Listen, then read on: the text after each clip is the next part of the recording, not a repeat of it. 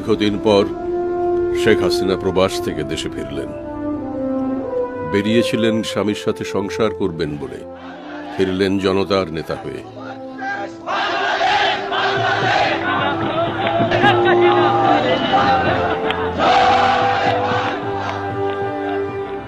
এই সেই জনপদ যেখানে একদিন মানুষ সমস্ত বিভেদ ভুলে স্বাধীনতার যুদ্ধে ঝাঁপিয়ে পড়েছিল।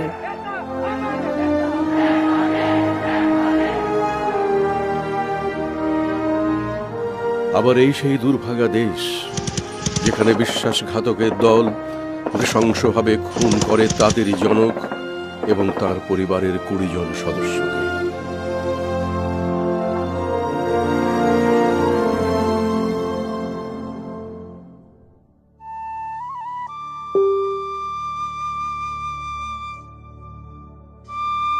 একটি দেশ, একটি পরিবার। বাইগার নদীর তীর ঘেঁষে কাশবন, ধান, পাট, আখ ক্ষেত, খেজুর, তাল, নারকেল গাছের সারি, তাতে বাবুই চড়ুই পাখিদের কলকাকলি, ক্লান্ত ঘুঘুর ডাক। সেখানে ছায়ায় ঘেরা, মায়ায় ভরা, শান্ত নিরিবিলি ছোট্ট একটি গ্রাম, টুঙ্গিপাড়া। এখানে 200 বছরের পুরনো একটি সাধারণ পরিবার একটি জাতির পুনর্জন্মের সাথে কিভাবে জড়িত হয়ে গেল, সে এক বিস্ময়কর কাহিনী। এই পলিমাটির গ্রাম থেকে উঠে এসে বাংলাদেশের স্থপতি বঙ্গবন্ধু শেখ মুজিবুর রহমান একদিন ডাক দিয়েছিলেন স্বাধীনতার। এবারে সংগ্রাম আমাদের মুক্তির সংগ্রাম, এবারে সংগ্রাম স্বাধীনতার সংগ্রাম। জয় বাংলা। এবং পরবর্তীকালে তাঁরই প্রথম কন্যা শেখ হাসিনার উপর দায়িত্ব বর্তায় সেই অর্জিত স্বাধীনতা রক্ষার।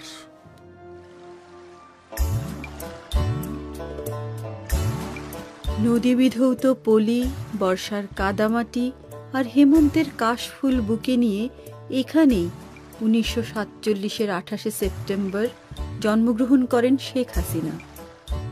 শৈশবে দাদার আদরে, দাদির স্নেহে প্রকৃতির কোলে বেড়ে ওঠেন বঙ্গবন্ধুর আদরের হাসু।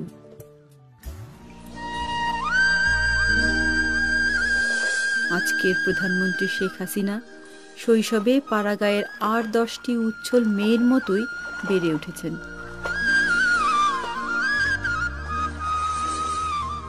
একটু বড় হলে 1956 সালে পিতা শেখ মুজিব তার পরিবারকে ঢাকায় নিয়ে আসেন। তিনি শেখ হাসিনাকে নারিন্দা নারী শিক্ষা মন্দিরে 3য় শ্রেণীতে ভর্তি করিয়ে দেন। দাদা ঠিক করলেন, কারণ অনেকদিন আব্বার কোনো খবর পাচ্ছিলেন না, তুমি ঠিক করলেন ঢাকা আসবেন। তা আমাদের তো নৌকা ছিল, নৌকাই বেশি যাতায়াত। তো দাদা যে নৌকাটা একটা নতুন বড় নৌকা বানালেন, আমি আর কামাল আমাদের দুজনকে দাঁড় করালেন যাতে নৌকার মধ্যে আমরা হাঁটতে চলতে পারি। 3 দাঁড়ের নৌকা, এবং ওই নৌকায় করেই কিন্তু আমাদেরকে নিয়ে ঢাকায় আসলেন। তবে 56 সালে আব্বা যখন মন্ত্রী হলেন তখন ওই নারী শিক্ষা মন্দিরে ক্লাস 3-তে আমাকে ভর্তি করে দেওয়া হলো। শেখ হাসিনা কৈশোরেই যেমন দেখেছেন পাকিস্তানি স্বৈরশাসক কর্তৃক বাবার উপর নির্যাতন, তাকে জেলে বন্দি করা, তেমনি দেখেছেন ছোট ছোট ভাই বোনদের নিয়ে তার মায়ের বেঁচে থাকার সংগ্রাম। আমাদের জীবনটা এরকম ছিল যে যখন স্কুলে পড়ি তখন স্কুল থেকেও জেল গেটে যেতে হতো আব্বাকে দেখতে। আবার যখন কলেজে পড়ি বক্সিবাজার থেকে তো রিক্সায় করে সোজা জেল গেটে আব্বার সঙ্গে যে ইন্টারভিউ থাকতো ওখান থেকেই যেতাম। 6 দফা যখন দিলেন তারপরে তো আমি কলেজ ভিপি হলাম। তো ওখান থেকে পাশ করে, ইন্টারমিডিয়েট পাশ করে আমি ইউনিভার্সিটিতে ভর্তি হলাম। এবং ইউনিভার্সিটিতে তখন তো পুরোদমে ছাত্র রাজনীতির সাথে জড়িত, মানে বন্দী হবার একটা যে অভিজ্ঞতা সেটা আমার কলেজ জীবন থেকেই। শেখ হাসিনা আরও দেখেছেন গণজোয়ারের ভেতর থেকে বাবাকে বঙ্গ জনপদের বন্ধু হয়ে ওঠা। এভাবেই মানুষের সংগ্রামে বাবা মায়ের নেতৃত্বকে খুব কাছে থেকে দেখে স্বাধীনতার জন্য লড়াইয়ের ইচ্ছা তার মনেও জাগতে থাকে। মামলা যখন চলছে আপনি জানেন যে, আর সেই সময় কিন্তু এদিকে আন্দোলনও খুব তুঙ্গে। ছাত্র সংগ্রাম পরিষদ বা হওয়ার আগের থেকে কিন্তু আমরা আন্দোলনে খুব সক্রিয় ছিলাম। এরপরে ছাত্র সংগ্রাম পরিষদ হলো 6 দফা 11 দফা। তো ওই সময় আব্বার সঙ্গে কারাগারে আমরা যে দেখা করতে যেতাম, জেলখানা মানে মামলা শুরু হওয়ার পর ওই ক্যান্টনমেন্টেই ওনাকে একটা সমস্ত আসামিদের একটা অফিসার্স মেসে রাখা হয়েছিল। সেখানে টিনের একটা ব্যারাক আর এপাশে একটা ছোট বিল্ডিং, সেখানে ওনাকে একদম একা রাখা হতো। তো এই প্রথম ওখানে যে ওনার সঙ্গে সাক্ষাৎ করার সুযোগ পাই। ছোট্ট একটা কামরা, চারিদিকে মানে দরজার কাচের মধ্যে লাল রং লাগানো, ওই অবস্থা একটা ওনাকে রাখা হতো ওখানে। তো আমি যখন ওখানে যেতাম তো স্বাভাবিকভাবে কিছু বাইরের যে অবস্থাটা এ ব্যাপারে ওনার সঙ্গে মা সবসময় জানাতেন, আমরা বলতাম। তো কখন কি করতে হবে, অনেক সময় উনি কী স্লোগান দিতে হবে, কী করতে হবে, সেই নির্দেশনাগুলো কিন্তু দিতেন। আমি একটা ছোট খাতার মধ্যে সব লিখে নিয়ে আসতাম এবং সেগুলি এসে আমাদের যে সংগ্রাম পরিষদে মিটিং হতো, বেশিরভাগই আমরা এখন যে জহুরুল হক হল, ওটা তখন ছিল ইকবাল হল। ইকবাল হল একটা পুকুর পাড়, সেখানে ছোট্ট একটা গাছ ছিল, একটা কৃষ্ণচূড়া গাছ ছিল। ওই গাছের নিচে বসে বসে অনেক সময় মিটিং করেছি এবং তখন কী কী নির্দেশনা সেগুলি জানাতাম। তাছাড়া মা ছাত্রলীগের সঙ্গে সবসময় একটা যোগাযোগ, তারা আসতো, গোপনে দেখা করে যেত, তখন জরুরি নির্দেশনাগুলি দিয়ে দিতেন। 66 সালে 6 দফা আন্দোলনের সময় পাকিস্তানি শাসকেরা আগরতলা ষড়যন্ত্র মামলা দায়ের করে। সে বছরই তিনি ঢাকা বিশ্ববিদ্যালয়ে ভর্তি হন এবং পরের বছর 17 নভেম্বর পরমাণু বিজ্ঞানী এম.এ. ওয়াজেদ মিয়ার সঙ্গে বিবাহ বন্ধনে আবদ্ধ হন। শেখ মুজিব তখনও জেলে। বঙ্গবন্ধু সহ আরও 34 জন অভিযুক্ত তখন বন্দি জীবন যাপন করছেন। দেশে আগরতলা ষড়যন্ত্র মামলার বিরুদ্ধে গণ আন্দোলন আইয়ুব শাহের বিরুদ্ধে গণ অভ্যুত্থানে পরিণত হয়। আইয়ুব রাওয়ালপিন্ডিতে গোলটেবিল বৈঠক ডাকেন। বঙ্গবন্ধুকে প্যারোলে মুক্তি দিয়ে সেই বৈঠকে যোগ দেওয়ার আমন্ত্রণ জানানো হয়। বঙ্গবন্ধুকে প্যারোলে রাওয়ালপিন্ডিতে না যাওয়ার জন্য মায়ের গোপন নির্দেশনা জেলে পৌঁছে দেন শেখ হাসিনা। আগরতলা মামলা তুলে নিতে বাধ্য হন আইয়ুব সরকার। এভাবেই স্বায়ত্তশাসনের আন্দোলনে নিজের অজান্তে তরুণী শেখ হাসিনা জড়িয়ে পড়েন। इस वक्त मगरबी पाकिस्तान में दिन के 2 और मशरकी पाकिस्तान में 3 बजे हैं। चंद लम्हे बाद सदर पाकिस्तान फील्ड मार्शल मोहम्मद अयूब खान कौम से खिताब फरमाएंगे। बिस्मिल्लाहिर्रहमानिर्रहीम। मेरे अजीज हमवतनों, अस्सलाम वालेकुम।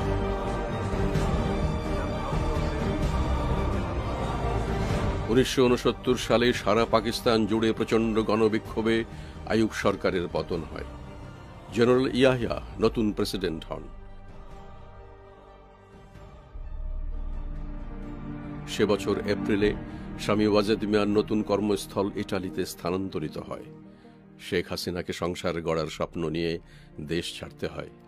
69-এর অক্টোবরে আসন্ন নির্বাচনকে ঘিরে বাংলাদেশের ভবিষ্যৎ নির্ধারণে আন্তর্জাতিক সমর্থন আদায়ের জন্য বঙ্গবন্ধু লন্ডনে যান।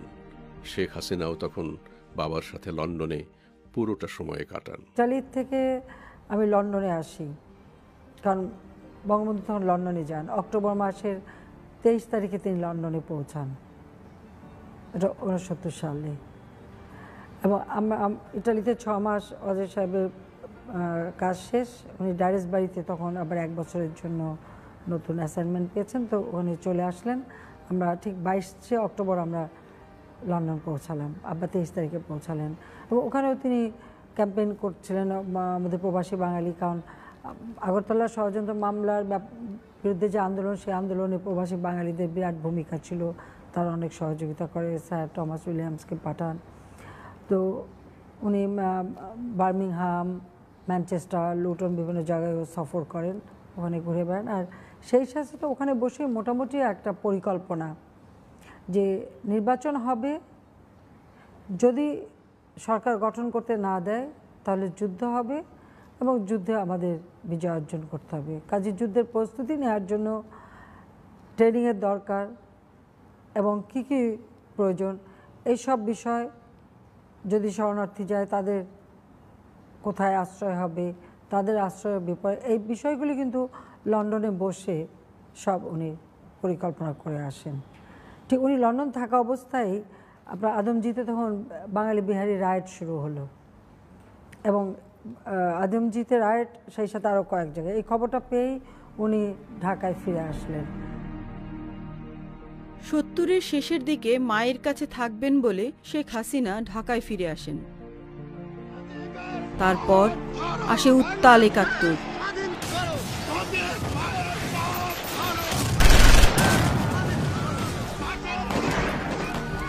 25শে মার্চ রাতে বঙ্গবন্ধু স্বাধীনতার ঘোষণা দেওয়ার পরপরই গ্রেফতার হন। সেই রাতেই শেখ হাসিনা সহ বঙ্গবন্ধু পরিবার অন্য একটি বাড়িতে আশ্রয় নেয়। এভাবে ঢাকার কয়েকটি বাড়িতে আত্মগোপনের পরেও তারা পাকিস্তানি সেনাদের হাতে বন্দী হন। তাদেরকে ধানমন্ডির পুরনো 18 নম্বর সড়কের 26 নম্বর বাড়িতে আটকে রাখা হয়। আমরা ভিতরে ওখানে বন্দি, গাড়িতে গুলি করেছে, মানুষ মারা গেছে, অথবা গুলি লাগা অবস্থায় চিৎকার করছে পানি পানি বলে, আমরা মানে চোখের সামনে আমাদের দেখতে পাচ্ছি, কিছু করার নেই। গাড়িতে গুলি করছে, হয়তো মারাই গেছে, ওই যে হর্নের উপরে পড়ে গেছে, গাড়িতে হর্ন বেজেই যাচ্ছে, লাইট জ্বালানো, উপর থেকে ওরা গালি দিচ্ছে, এই বাতি বন্ধ কর, কে বন্ধ করবে, যে বন্ধ করবে সে তো মৃত গুলি খাওয়া অবস্থায়। তারপর বাতি বন্ধ করারও, গাড়ির লাইট বন্ধ করারও উপায় নাই, হর্নও বন্ধ করার উপায় নেই, কিন্তু ওরা গালি দিচ্ছে সমানে। এই সমস্ত মানে ভয়াবহ চিত্র আমাদের দেখতে হচ্ছে। আর ওরা মাটির নিচে ট্রেন্স করে রেখেছিল, যখন এয়ার রেড হতো ওরা সবাই ট্রেন্সের মধ্যে চলে যেত। তো এইভাবে পুরা যুদ্ধটা আমরা ওখানে বসে বসে দেখেছি, যে মানে এয়ার রেড যখন হলো, বঙ্গভবনে আক্রমণ করলো, ডগ ফাইট যেটা হলো, পুরোটা কিন্তু আমরা ওখানে বসে বসে দেখেছি।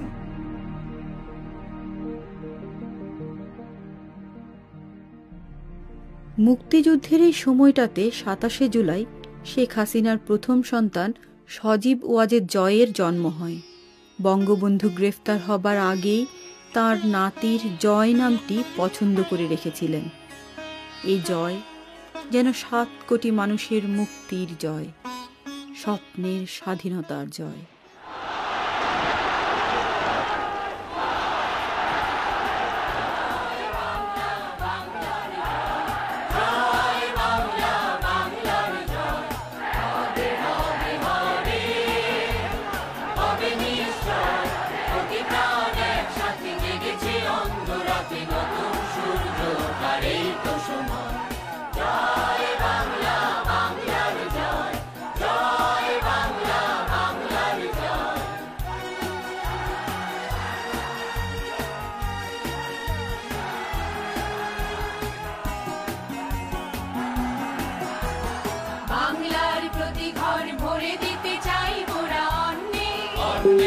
আমাদের রক্ত টগবগ দুলছে মুক্তির দীপ্ত তারুণ্যে,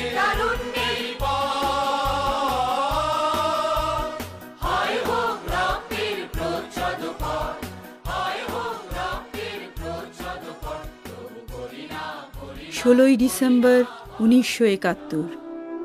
এদিন পাকিস্তানি হানাদার বাহিনীর বিরুদ্ধে বাংলাদেশ বিজয় লাভ করল। পরদিন বঙ্গবন্ধু পরিবারের বন্দি দশার অবসান হয়।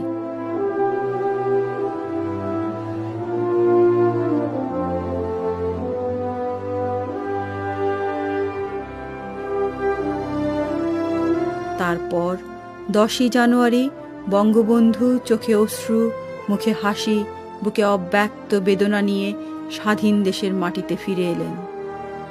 জাতি ফিরে পেল তার বিজয়ী নেতা, আর শেখ হাসিনা ফিরে পেলেন তার বাবাকে। 8 তারিখে উনি যখন রিলিজ হলেন, তখন তো বিবিসি নিউজে প্রথম জানা গেল যে উনি ছাড়া পেয়েছেন এবং লন্ডনে প্রেস কনফারেন্স করলেন, তারপরে তো ঢাকার পথে রওনা হলেন। ফিরে এলেন এয়ারপোর্টের থেকে নেমে উনি কিন্তু গেলেন সহরদি উদ্যানে ওনার জনতার কাছে। আমরা গভীর উদ্বেগে বসে আছি, আমার দাদা, কামাল, জামাল সবাই এয়ারপোর্টে চলে গেল। তো আমার যেহেতু ছোট বাচ্চা আর মা একা, মা একটা রেডিও নিয়ে চুপ করে বসেছিলেন, পুরো ধারা বিবরণী শুনছিলেন। মনে হচ্ছিল মা যেন একটা পাথরের মূর্তির মতো বসে আছে, এরকম ছিলেন। তারপর আব্বা এসে বাসায় সন্ধ্যার সময় ঢুকলেন। কারণ এই ফিরে পাওয়াটাও আমাদের জন্য একটা বিরাট ছিল। কাজে 10 জানুয়ারি তবে এটি বলবো যে আব্বা মানুষকেই তো ভালোবাসতেন, তাই সবার আগে মানুষের কাছেই গেলেন। আমরা কিন্তু পরিবাররা পরে পেলাম ওনাকে। আমার জীবনের স্বাদ আজ পূর্ণ হয়েছে, আমার বাংলা মানুষ আজ মুক্ত হয়েছে। শোনো বরের থেকে লক্ষ বরের কণ্ঠস্বরের ধ্বনি, প্রতিধ্বনি আকাশে বাতাসে ওঠে রুনি। বাংলাদেশ আমার বাংলাদেশ, বাংলাদেশ আমার বাংলাদেশ। 1972 সালের 9 ডিসেম্বর শেখ হাসিনা এবং ওয়াজেদ মিয়ার দ্বিতীয় সন্তান সাইমা ওয়াজেদ পুতুলের জন্ম হয়।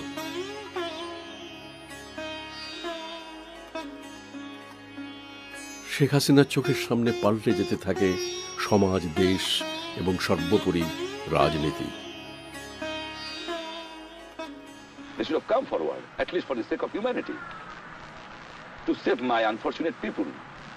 Unarmed civilians were killed by the barbarous army of Pakistan. We expected, as a democratic nation, that United States administration should have been protested, at least to say that don't do this, at least for the sake of humanity. I am sorry. They have not done it. পিতার স্বাধীনতা আন্দোলনের অনেক পুরনো সহকর্মীকে খুব কাছে থেকে বদলে যেতে দেখেন। লক্ষ্য করেন স্বাধীনতা রক্ষায় বঙ্গবন্ধুর নিঃসঙ্গ অথচ কঠোর অভিযাত্রা। শেখ হাসিনা তখন তাঁর পিতার পাশে দৃঢ়ভাবে দাঁড়িয়েছিলেন। অজান্তেই বাবার কাছ থেকে পাঠ নিচ্ছিলেন নির্ভীক অটল বিশ্বাসে কঠিন দুঃসময়ে হাল ধরবার।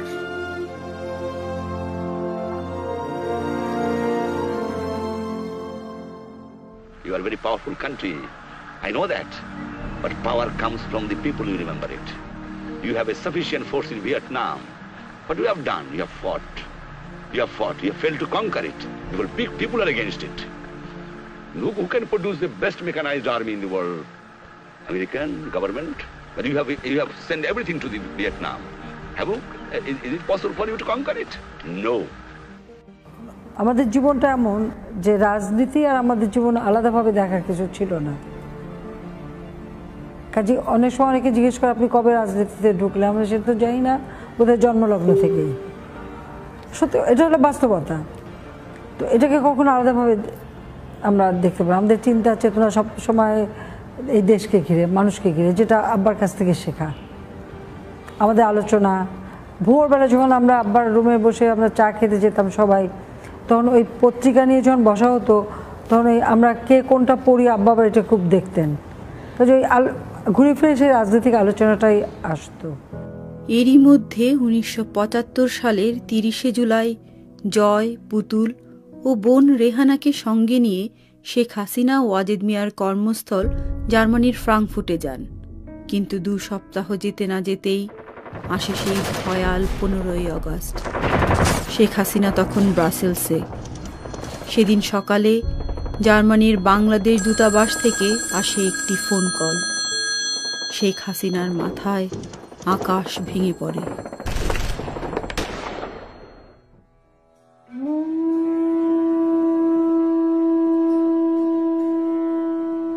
আমরা তো চিন্তাই করতে পারিনি যে এরকম একটা ঘটনা করতে পারে। আমি 30 তারিখে গেলাম, জানুয়ারিতে পৌঁছলাম 31 তারিখে।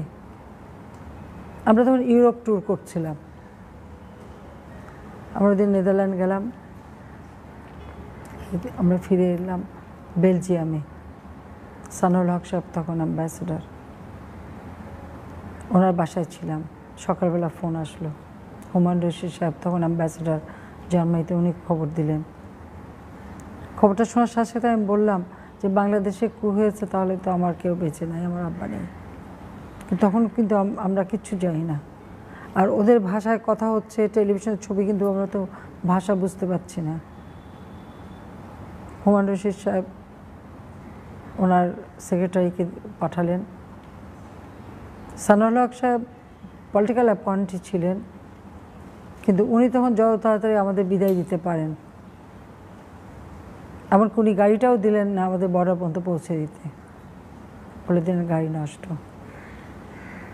যাক, ওখানে একজন অফিসার ছিলেন, তার ওয়াইফ আমার বান্ধবী ছিল, আমরা স্কুলে একসাথে পড়েছি। ওদের গাড়িতে আমাদের বর্ডার পর্যন্ত পৌঁছে দিল। হুমায়ুন রশিদ সাহেবের বাসায় আমাদেরকে শেল্টার দিলেন। হুমায়ুন রশিদ সাহেবই প্রথম আমাকে আলাদাভাবে ডেকে নিয়ে জানালেন এই ঘটনা। রেহানাকে বলতে পারিনি, কিন্তু এটা তো ঠিক যে বুঝতে তো পারতো যে নিশ্চয়ই কেউ নেই। আমাদের কাছে একটু খবর ছিল মা আসল আছে বেঁচে। আমরা খোঁজ নিতে চেষ্টা করলাম, অ্যামনেস্টি ইন্টারন্যাশনাল, রেড ক্রস, সকল জায়গায় আমরা যোগাযোগ করার চেষ্টা করলাম। আমরা নানা ধরনের খবর পেতাম। এরপর ইন্দিরা গান্ধী এবং মার্শাল টিটো আমাদের মেসেজ পাঠালেন। তো যুগোস্লাভিয়া যেহেতু আমাদের কোনো লাভ নেই অত দূরে, তো মিসেস গান্ধী ব্যবস্থা করলেন, হুমায়ুন রশিদ সাহেব সব আয়োজন করে দিলেন। আমরা দিল্লিতে চলে এলাম। আমরা যখন প্লেনে আসি, পেপারে তখন পুরো ঘটনাগুলি লেখা। তারপর ইন্দিরা গান্ধীর সঙ্গে দেখা হলো, উনি আমাদের ডাকলেন এবং ওখানে উনি বললেন যে কেউ নেই।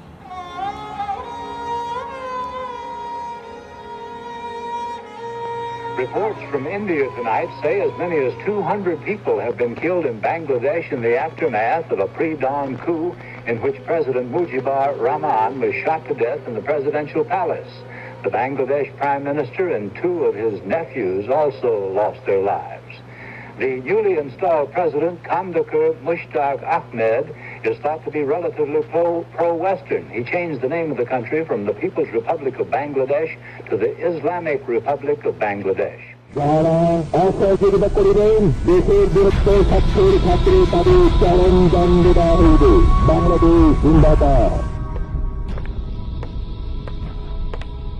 পনেরোই আগস্টের পর রাতারাতি পাল্টে যেতে থাকে 7 কোটি মানুষের সোনার বাংলা। বঙ্গবন্ধুর বিশ্বাসঘাতক মিত্র মুশতাককে ক্ষমতায় বসানো হয়।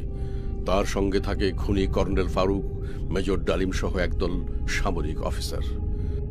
জিয়াউর রহমান হন সেনাপ্রধান আর খন্দকার মোশতাক আহমেদ হন রাষ্ট্রপতি। পর্দার আড়ালে চলতে থাকে একটার পর একটা সামরিক অভ্যুত্থান। সেই সময়ে 3রা নভেম্বর ঢাকা কেন্দ্রীয় কারাগারে 4 জাতীয় নেতা সৈয়দ নজরুল ইসলাম, তাজউদ্দিন আহমেদ, ক্যাপ্টেন মনসুর আলী ও AAHM কামরুজ্জামানকে হত্যা করা হয়। পরে মুশতাককে সরিয়ে ঘাতকেরা বিচারপতি সাইমকে প্রেসিডেন্ট পদে বসায়।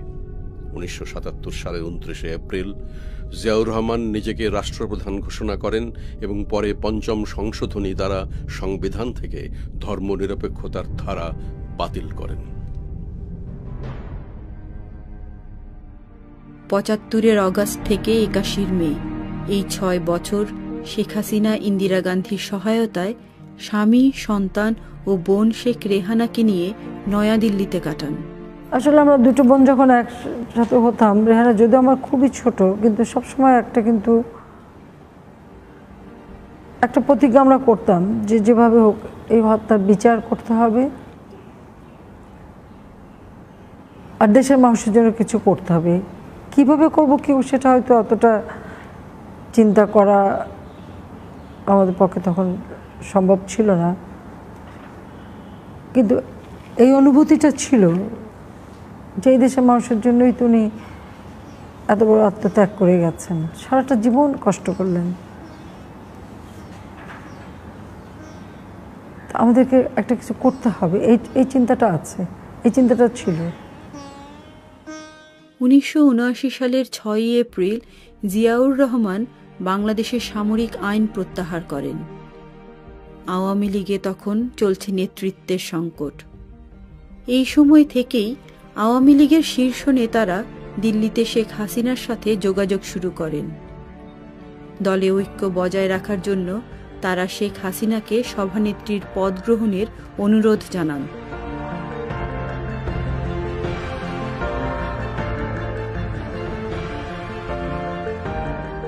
একাশি সনে আমাদের সম্মেলন, সেই সম্মেলনের মধ্যে আমাদের দ্বিধা বিভক্তির একটা সম্ভাবনা দেখা দিয়েছিল। আমরা নেতা নির্বাচনে একমত হতে পারছিলাম না। প্রয়াত জনাব আব্দুর রাজ্জাক এবং আমি, আমাদের দুজনের মধ্যে ভুল বুঝাবুঝি ছিল এবং দুভাগে বিভক্তের মতো ছিল। তখন আমরাই সম্মিলিতভাবে কে দলের প্রধান হবে, আমরা ঐতিহাসিক সিদ্ধান্ত গ্রহণ করেছিলাম যে বঙ্গবন্ধুর কন্যার হাতে যদি আমরা আওয়ামী লীগের পতাকা তুলে দেই তাহলে তিনি হবেন ঐক্যের প্রতীক এবং তিনি এই দলটাকে ঐক্যবদ্ধভাবে পরিচালনা করতে পারবেন। শেখ হাসিনা এতদিন বিদেশে বসে দেশের রাজনৈতিক অবস্থা পর্যবেক্ষণ করেছেন। দলের নেতৃত্ব গ্রহণের ইচ্ছা তাঁর ছিল না, কিন্তু আওয়ামী লীগের প্রবীণ নেতাদের অনুরোধে তিনি শেষ পর্যন্ত রাজি হন।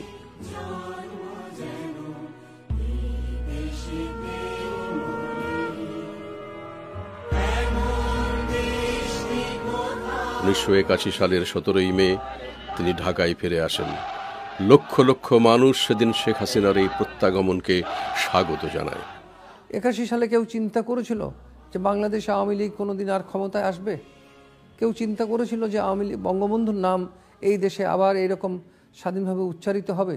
কেউ ভেবেছিল যে বাংলাদেশে জয় বাংলা, জয় বঙ্গবন্ধু আজকের মতো এরকম উচ্চারিত হবে সরবে, গর্বের সাথে?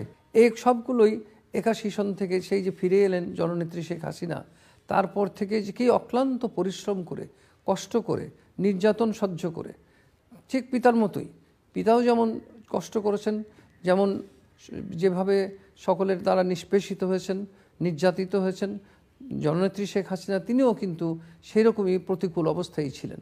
সেই প্রতিকূল অবস্থায় শুধু এর মধ্যে নয়, শত্রুর কাছ থেকে নয়, অর্থাৎ সরকারের কাছ থেকে নয়, আশেপাশে শত্রু, নিজেদের মধ্যে বিভেদ, সব কিছুকে তিনি একত্র করে ভুলিয়ে দিয়ে আবার দলকে সুগঠিত করে সাধারণ মানুষের মধ্যে আওয়ামী লীগ এবং বঙ্গবন্ধুর যে চেতনা, মুক্তিযুদ্ধের যে চেতনাগুলো, সেই মূল্যবোধগুলোকে তিনি ফিরিয়ে নিয়ে এসেছেন।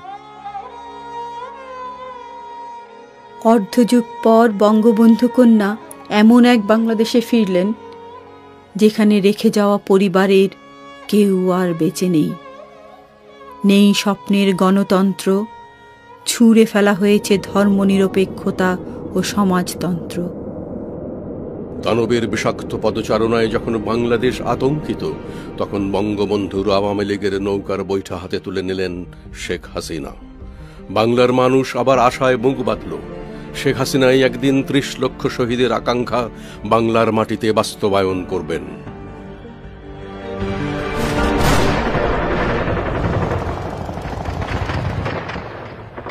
এরই মধ্যে ১৯৮১ সালের ৩০শে মে জেনারেল জিয়াউর রহমান সেনাবাহিনীর বিদ্রোহী সদস্যদের হাতে নিহত হন। তারপর ৮২ সালের ২৪শে মার্চ ক্ষমতা নিলেন আরেক সামরিক শাসক জেনারেল এরশাদ। ক্ষমতায় আসার সাথে সাথে আগের মতোই সারা দেশে রাজনৈতিক কার্যকলাপ, মিছিল, মিটিং সব নিষিদ্ধ হলো। কিন্তু সামরিক শাসকের সব বিধিনিষেধ উপেক্ষা করে সে বছর শেখ হাসিনার নেতৃত্বে বাংলাদেশ আওয়ামী লীগ জাতীয় স্মৃতিসৌধ প্রাঙ্গণে ২৬শে মার্চ স্বাধীনতা দিবস পালন করে। শেখ হাসিনা সেদিনের সভায় প্রথম স্লোগান তোলেন, এ সামরিক শাসন মানি না, মানব না। ১৯৮৩ জানুয়ারি মাসে শেখ হাসিনার নেতৃত্বে অন্যান্য বিরোধী দলের সমন্বয়ে ১৫ দলীয় ঐক্যজোট গঠন করে সামরিক শাসন বাতিলের ডাক দেয়া হয়। পুনর্গঠিত আওয়ামী লীগ বাংলাদেশের রাজনীতিতে গণতান্ত্রিক শাসন ব্যবস্থা ফিরিয়ে আনার জোর চেষ্টা শুরু করে। কিন্তু এর মধ্যেই ৭১-এর যুদ্ধাপরাধীরা বিএনপির সঙ্গে জোট বেঁধে মুক্তিযুদ্ধের গণচেতনায় আঘাত হানতে শুরু করেছে। শেখ হাসিনার দেশে প্রত্যাবর্তন এবং আওয়ামী লীগের পুনর্জাগরণ যুদ্ধাপরাধীদের মনে ভয় ধরিয়ে দেয়।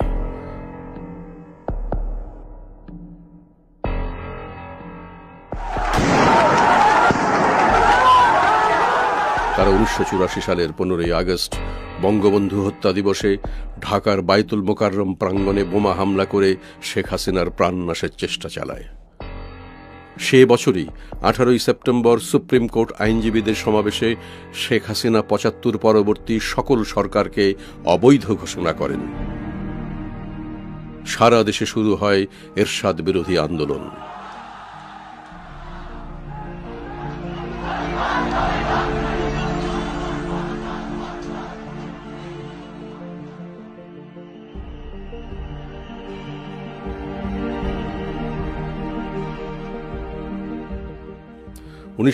সালের 7ই মে বাংলাদেশের তৃতীয় সংসদ নির্বাচন হয়। শেখ হাসিনা সংসদে বিরোধী দলীয় নেতা নির্বাচিত হন। দেশব্যাপী চলতে থাকে এরশাদ বিরোধী আন্দোলন। শেখ হাসিনাকে 10ই ডিসেম্বর পর্যন্ত গৃহবন্দী করে রাখা হয়।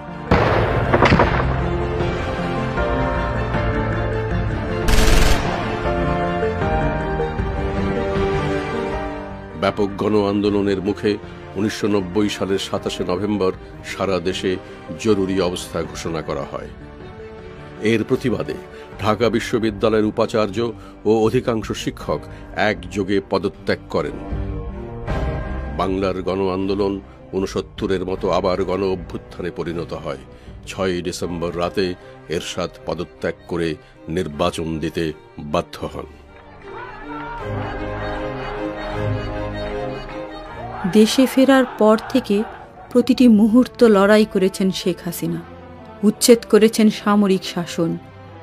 বাবা বঙ্গবন্ধুর ন্যায় দেশটিকে একটি পরিবারের মতো আগলে রাখার স্বপ্ন দেখেছেন, যেখানে কৃষকেরা সহজ শর্তে ঋণ পাবে, ধর্ম, বর্ণ, গোত্র নির্বিশেষে সকল নাগরিক তার পূর্ণ অধিকার ভোগ করবে এবং কেবলমাত্র মুক্তিযুদ্ধের চেতনার উপরেই জাতীয় ঐক্য ও সংহতি প্রতিষ্ঠিত হবে। কিন্তু 1991 সালের নির্বাচনে জিতে সামরিক শাসনের উত্তরসূরি বিএনপির নেত্রী বেগম খালেদা জিয়া ক্ষমতায় আসেন। নির্বাচনে এই বিতর্কিত পরাজয়ের সম্পূর্ণ দায়িত্ব নিজের কাঁধে তুলে নিয়ে শেখ হাসিনা আওয়ামী লীগের সভানেত্রীর পদ থেকে সরে দাঁড়ানোর সিদ্ধান্ত নেন। কিন্তু জনমানসের সাথে শ্রদ্ধেয় কবি বেগম সুফিয়া কামালের অনুরোধে শেখ হাসিনা পদত্যাগপত্র প্রত্যাহারে সম্মত হন। তখন থেকে শেখ হাসিনা সুষ্ঠু গণতন্ত্র প্রতিষ্ঠায় তাঁর দাবির প্রতি সমর্থন আদায়ের জন্য সারা বিশ্ব ভ্রমণ করেন। যুক্তরাষ্ট্র থেকে লন্ডনে এলে তাকে শান্তির দূত বলে অভিহিত করেন যুক্তরাজ্য লেবার পার্টির নেতা মিস্টার নীল কেনক।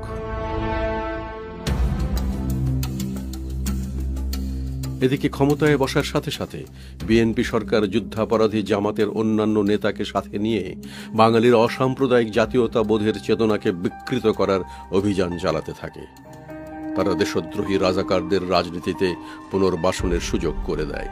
তখন দেশের প্রগতিশীল মানুষ যুদ্ধাপরাধীদের ক্ষমতায় আসার চক্রান্তের বিরুদ্ধে আন্দোলন গড়ে তোলে।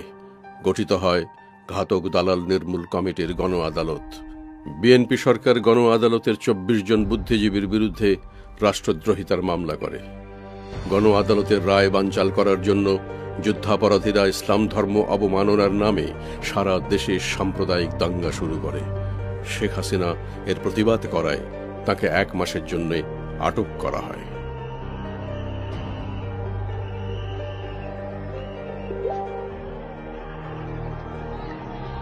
তারপর দুটো উপনির্বাচনে কারচুপি এবং দেশ জুড়ে অরাজকতার বিরুদ্ধে আওয়ামী লীগ সংসদ বর্জন করে সারা দেশে আন্দোলনের ডাক দেয়।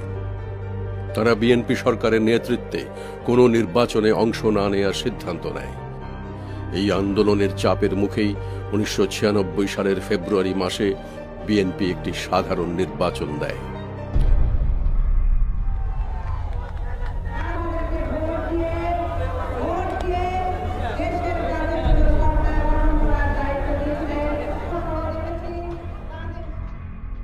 আওয়ামী লীগ সহ বিভিন্ন রাজনৈতিক দল সেই নির্বাচন বর্জন করে। নির্বাচনে বিএনপি নিজেকে জয়ী ঘোষণা করলেও দেশবাসী এমনকি সরকারি কর্মচারীরাও তা মেনে নিতে অস্বীকার করে।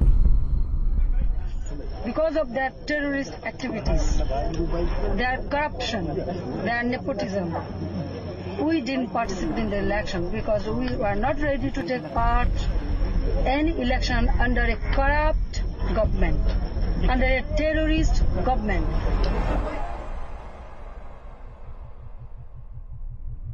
গড়ে ওঠে জনতার মঞ্চ।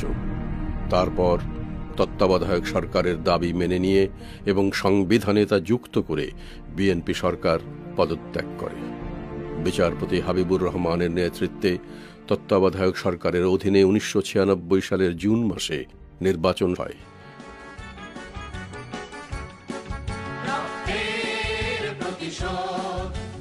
সেই নির্বাচনে জয়ী হয়ে দেশে ফেরার 15 বছর পর প্রথমবারের মতো শেখ হাসিনার নেতৃত্বে বাংলাদেশ আওয়ামী লীগ জাতীয় ঐকমত্যের সরকার গঠন করে।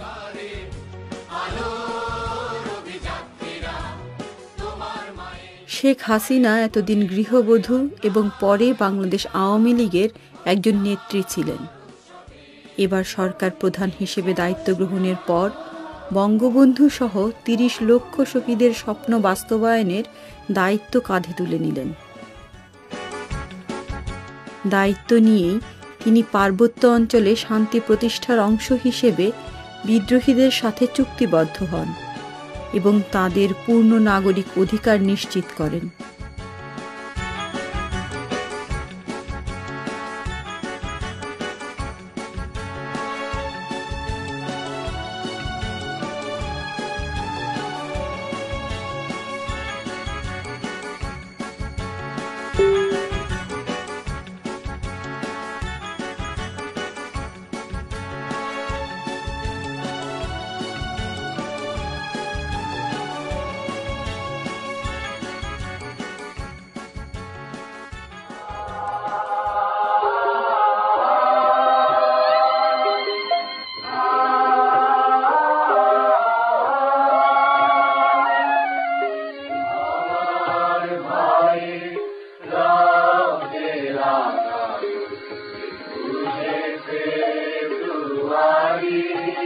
বঙ্গবন্ধু শেখ মুজিবুর রহমান রচিত তার অসমাপ্ত আত্মজীবনী বইটি, সেখানে এক জায়গায় বঙ্গবন্ধু লিখছেন, তিনি যখন ঢাকা শহরে ভাষা আন্দোলনের সঙ্গে যুক্ত হয়েছেন, চারদিকে স্লোগান উচ্চারিত হচ্ছে, রাষ্ট্রভাষা বাংলা চাই।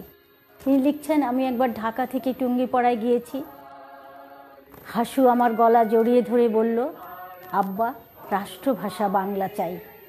মেয়েটি এইসব স্লোগান শুনে শুনে আমার সঙ্গে এই স্লোগান বিনিময় করল। তখন তার বয়স 5 বছর, তিনি একজন শিশু। সেই যে তিনি রাষ্ট্রভাষা বাংলা বলা শিখেছিলেন, সেই বলাটাকে তিনি পরিণত বয়সে বাংলা ভাষার অমর দিন 21শে ফেব্রুয়ারিকে আন্তর্জাতিক বিশ্বে নিয়ে গেছেন। আমরা আজকে 21শে ফেব্রুয়ারিকে আন্তর্জাতিক মাতৃভাষা দিবস হিসেবে পেয়েছি। এই উদ্যোগ নিয়েছিলেন প্রবাসী কয়েকজন বাঙালি, রফিক এবং সালাম। কি অদ্ভুত একটা মিল, যে 52 ভাষা আন্দোলনে রক্ত দিয়ে গেছে রফিক, সালাম তাদের মাঝে ছিল। আর ঠিক এই একই নামের দুজন বাঙালি যারা প্রবাসী কানাডায় বসবাস করতেন, তাদের উদ্যোগে এবং অন্যান্য দেশের কয়েকজন ভাষাপ্রেমিক তাদেরকে নিয়ে যে সংগঠন গড়ে উঠেছিল ভালোবাসি মাতৃভাষা, তারাই প্রথম জাতিসংঘে এই প্রস্তাব পাঠিয়েছিলেন। আমাদের শিক্ষামন্ত্রী ছিলেন সাদেক সাহেব, তিনি যখন আমাকে বিষয়টা টেলিফোনে জানালেন, আমি সাথে সাথে বললাম, আপনি এক্ষুনি প্রস্তাবটা তৈরি করে যেভাবে পাঠিয়ে দেন। আমি বললাম যে ওসব যা করা লাগে ওটা আমরা পরে করে দেবো, এক্ষুনি প্রস্তাবটা পাঠান এবং আমরা সব রকম ব্যবস্থা নেব। এবং ঠিক উনি উদ্যোগটা নিলেন এবং আমরা প্রস্তাবটা পাঠালাম, প্রস্তাব গ্রহণ করা।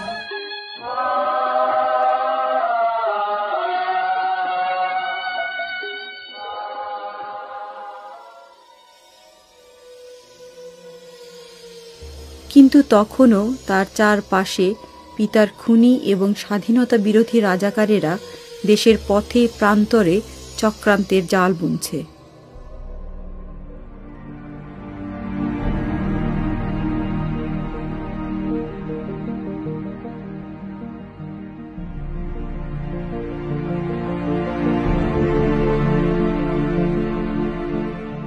স্বাভাবিকভাবেই দেশের এই পরিবর্তনের ধারা স্বাধীনতা বিরোধী মৌলবাদীদের সহ্য হয়নি। তাই তারা দুঃসাহস নিয়ে আবার মাঠে নামে।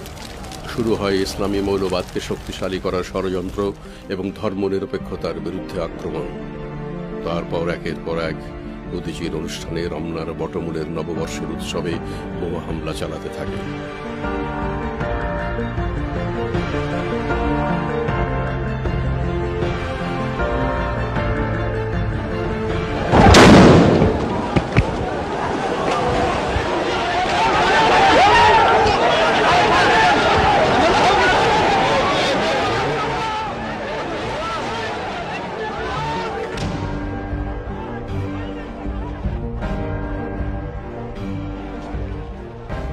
পুরো দেশটাকে গ্রাস করে সন্ত্রাস। হিন্দু, বৌদ্ধ, খ্রিস্টান ও আদিবাসীদের উপর হামলা চলে অহর্নিশ। তাদের লক্ষ্য মুক্তিযুদ্ধের পক্ষের শক্তিকে কোনোভাবেই ক্ষমতায় ফিরে আসতে না দেয়া।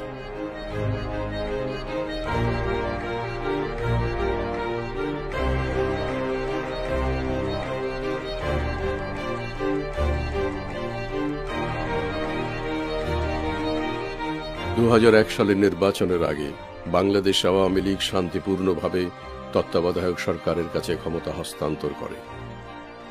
দেশি বিদেশি চক্রান্ত ও মিডিয়া কূপ দ্বারা নির্বাচনে জিতে ক্ষমতায় আসে BNP. I can tell you. Yes, voters are there. Election, apparently you can say that yes, it is free, but surely it is not fair. গণভবনে ঢুকেই বিএনপি সরকার আবার সন্ত্রাস ও ইসলামী জঙ্গিবাদের পালে বাতাস দেয়। ফলে মানুষ বাংলা ভাই ও শায়খ আব্দুর রহমানের মতো মৌলবাদী জঙ্গিদের কাছে অসহায় হয়ে পড়ে। আওয়ামী লীগের অনেক নেতাকর্মীদের হত্যা করা হয়। পূর্ণিমা শীল সহ বহু নারী গণধর্ষণের শিকার হয়। পরিকল্পিতভাবে শেখ হাসিনার উপর গ্রেনেড হামলা করা হয়।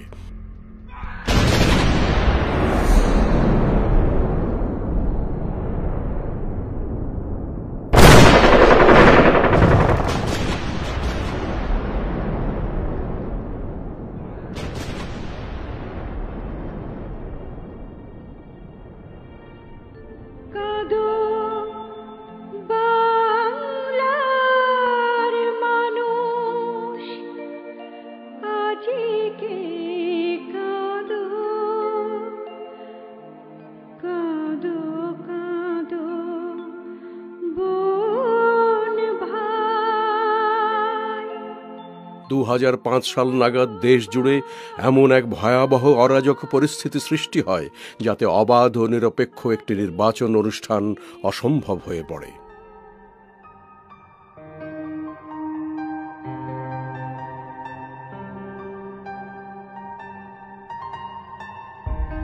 বিএনপির মনোনীত রাষ্ট্রপতি ইয়াজউদ্দিন তত্ত্বাবধায়ক সরকার ব্যবস্থাকে প্রহসনে পরিণত করেন।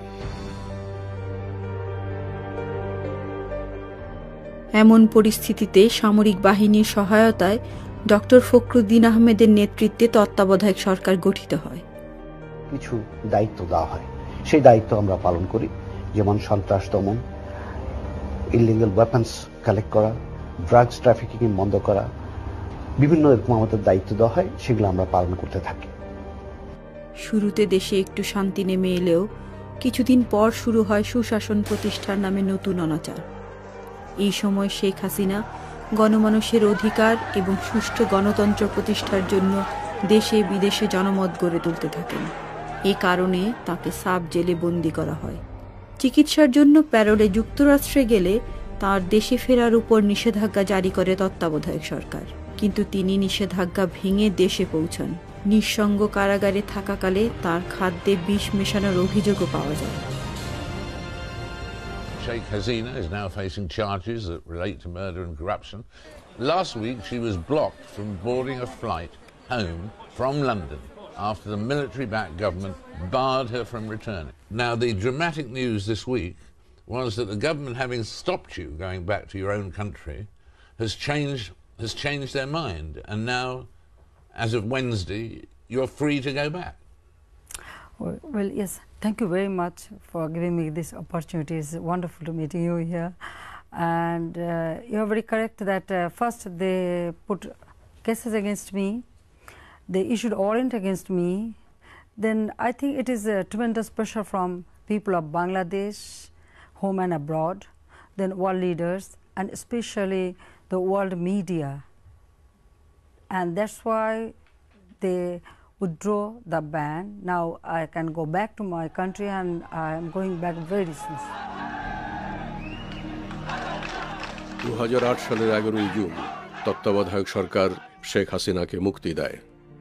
মুক্তির পরেই শেখ হাসিনা জরুরি অবস্থা তুলে নিয়ে সংসদ নির্বাচন দিতে চাপ প্রয়োগ করতে থাকেন।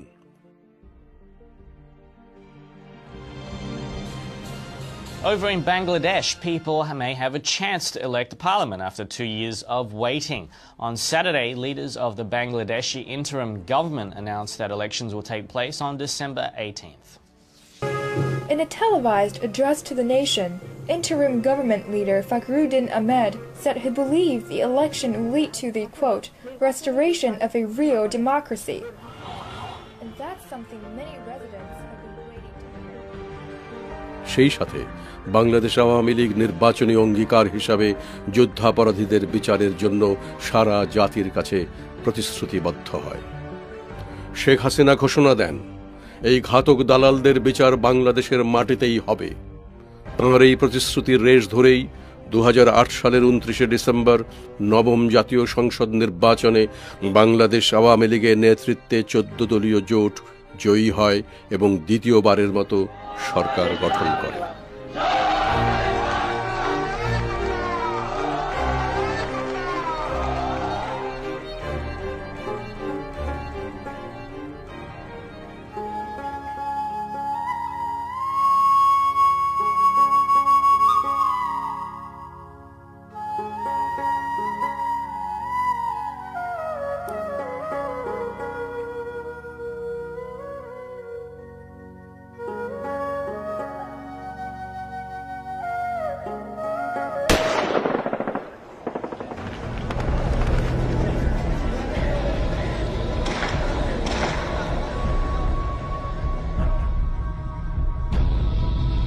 কিন্তু ক্ষমতা গ্রহণের সঙ্গে সঙ্গে শুরু হয় ষড়যন্ত্র, ঘটানো হয় বিডিআর বিদ্রোহ। অত্যন্ত সাহস ও বিচক্ষণতার সঙ্গে শেখ হাসিনা বিদ্রোহ দমন করেন এবং দেশে স্বাভাবিক পরিস্থিতি ফিরিয়ে আনেন।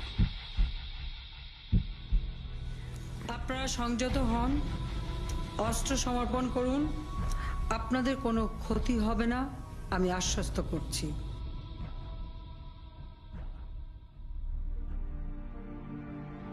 শেখ হাসিনা ক্ষমতায় এসেই 1996 সালে শুরু করা জাতির জনকের হত্যার বিচারের রায় কার্যকর করেন।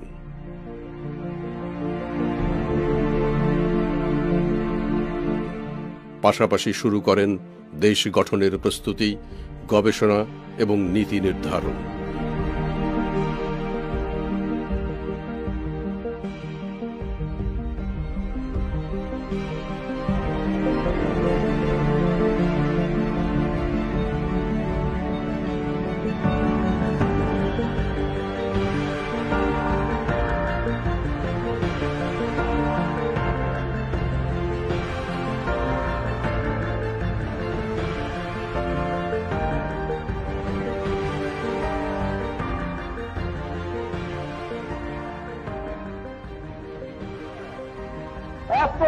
লক্ষ লোককে হত্যা করেছে, 1 কোটি লোক গ্যাস করেছে, 2 কোটি ঘরবাড়ি জ্বালিয়ে দিয়েছে, রাস্তাঘাট সরকার করে ভেঙে দিয়েছে, নৌকা জাহাজ ডুবিয়ে দিয়েছে, বৈদেশিক মুদ্রা চুরি করে নিয়ে গেছে, কারেন্সি নোট জ্বালিয়ে দিয়েছে, গুদামে খাবার নাই,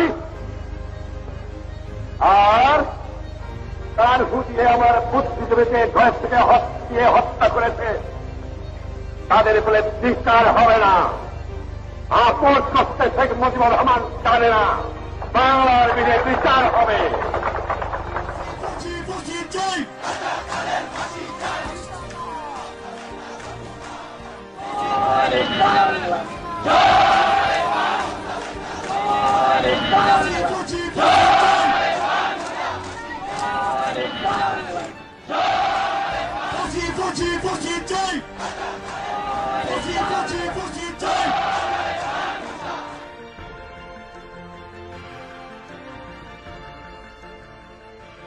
মানুষের মৃত্যু আল্লাহর হাতে। শেখ হাসিনা এই কথাই বিষয়ে বঙ্গবন্ধু করতেন যে ষড়যন্ত্র তো আছেই, আমাদের এই উত্থানকে যারা আমার স্বাধীনতা চায় নাই, যারা ৭১-এ পরাজিত শক্তি দেশি বিদেশি, তারা কোনোভাবেই এটাকে মেনে নিতে এখনো পারছে না।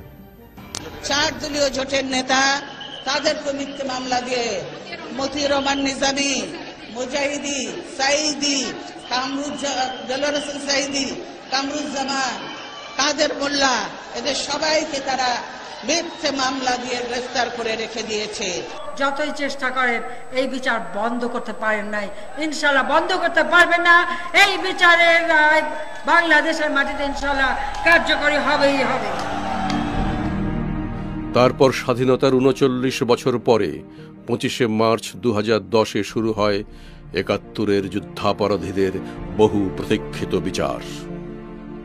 কিন্তু বঙ্গবন্ধুকে হত্যার পর এই ৩২ বছরে স্বাধীনতার পক্ষের দলগুলোর বিভিন্ন দুর্বলতার সুযোগে মুক্তিযুদ্ধের চেতনা বিরোধী দলগুলো বাংলার জনগণের মনে নানা ধরনের বিভ্রান্তি সৃষ্টি করতে সক্ষম হয়।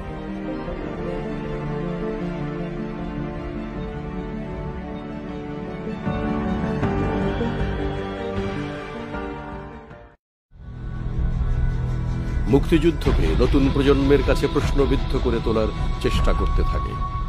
পাশাপাশি তাদের দোসররা দেশীয় ও আন্তর্জাতিক মিডিয়া সহ সারা পৃথিবীতে যুদ্ধাপরাধীদের বাঁচানোর জন্য মিথ্যা প্রচারণা শুরু করে।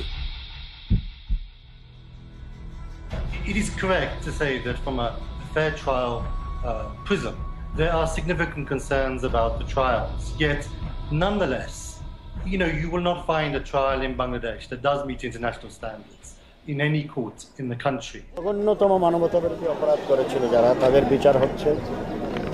এই যে অপরাধগুলো করেছিল সেটা যেমন ইতিহাসের অংশ, এবং যারা এই হত্যাকাণ্ড এবং জঘন্যতম অপরাধের সাথে জড়িত তাদের বিচারটিও এই দেশের ইতিহাসে একটি অংশ হয়ে থাকে।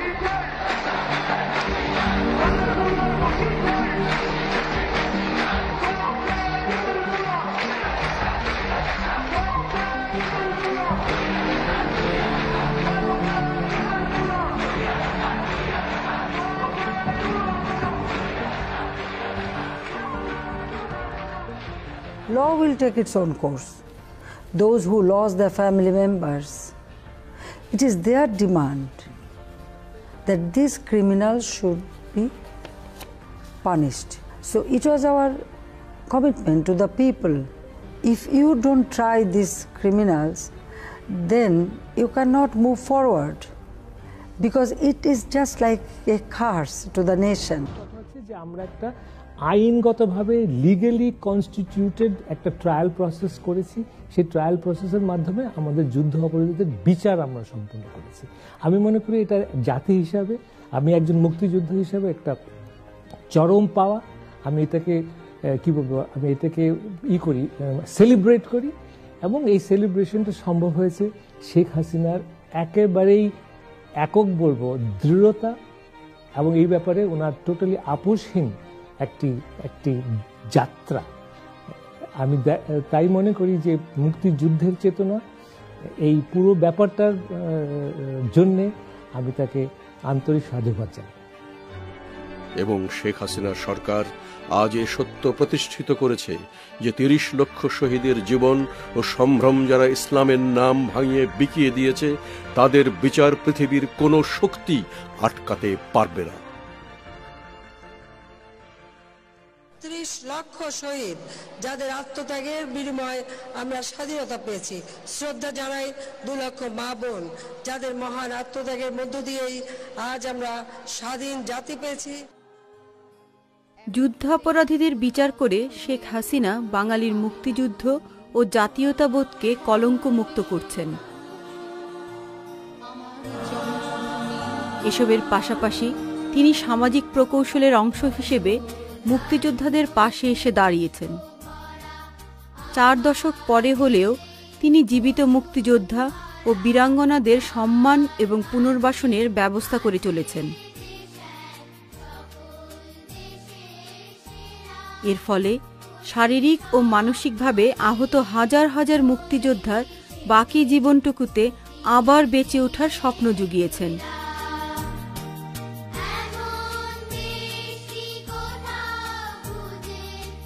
তাছাড়া বৃদ্ধ মানুষের জন্য নিয়মিত বয়স্ক ভাতা এবং নারীদের জন্য বিধবা ভাতা চালু করে একটি কল্যাণ রাষ্ট্রের নীতি অনুসরণের চেষ্টা করছেন।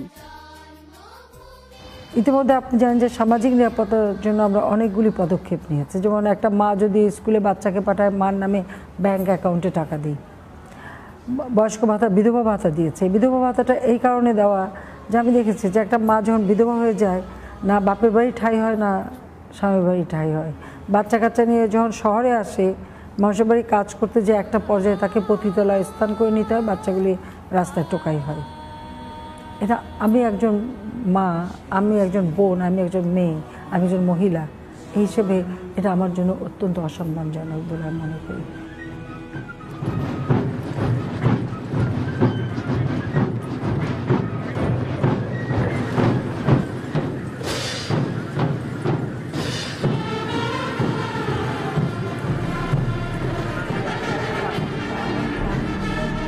এসবের পাশাপাশি শেখ হাসিনা বাংলাদেশের সীমান্ত ও সার্বভৌমত্ব সুরক্ষা এবং অর্থনৈতিক উন্নয়নকেও সমান গুরুত্ব দিয়েছেন।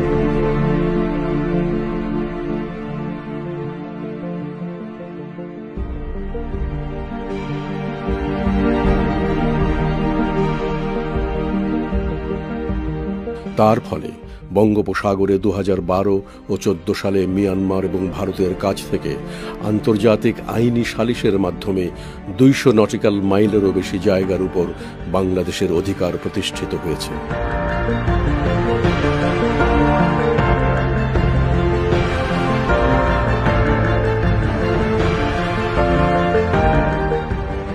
এর ফলে বাংলাদেশের ভবিষ্যৎ জ্বালানি নিরাপত্তা বলয় গড়ে তোলার সুযোগ তৈরি হয়েছে।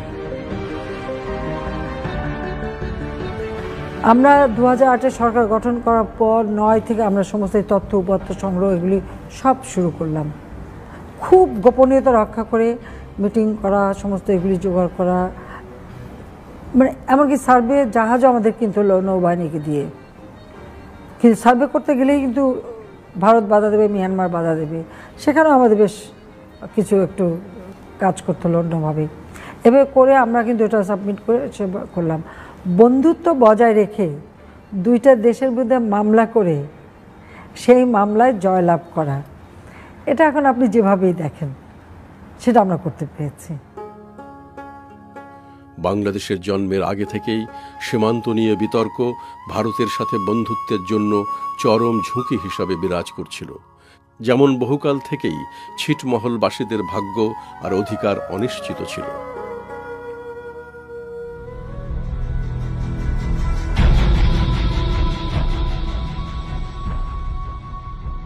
1947 সালে তাড়াহুড়ো করে আঁকা র্যাডক্লিফের দেশভাগের মানচিত্র তাঁদের আরও গভীর অনিশ্চয়তায় ফেলে দেয়।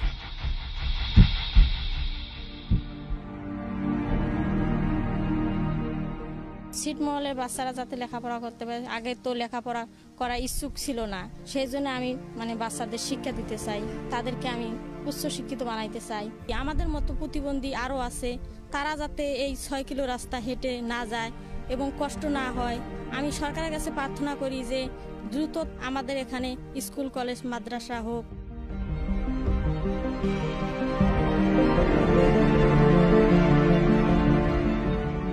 ৬৮ বছরের বেশি কাল পরে শেখ হাসিনা সরকারের ঐকান্তিক আগ্রহে ভারত শেষমেশ 2015 সালে সাড়া দেয়।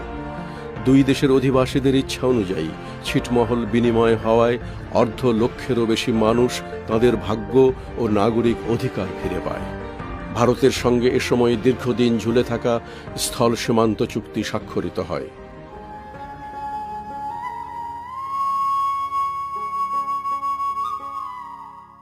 অনেকদিন থেকে আমরা এই সিটে আসছিলাম, মনে হয়েছিল যে আমরা অন্ধকার জগতে আছি, কিন্তু এখন আমরা সাহেবগঞ্জ সিট বাংলাদেশ হওয়াতে অনেক খুশি।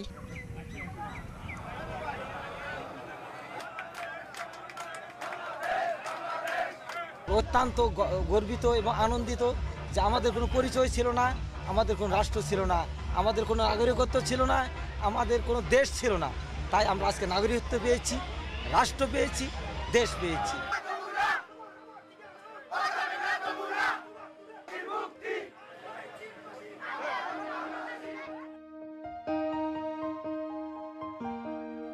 ভারতের সঙ্গে গঙ্গার পানি বন্টনের দীর্ঘকালের বিরোধ মীমাংসা হাসিনা সরকারের একটি বড় কৃতিত্ব। বড় প্রতিবেশী ভারতের সঙ্গে দৃঢ় মৈত্রী ও সহযোগিতার সম্পর্ক স্থাপন হাসিনা সরকারের পররাষ্ট্রনীতির আরও একটি বড় সাফল্য।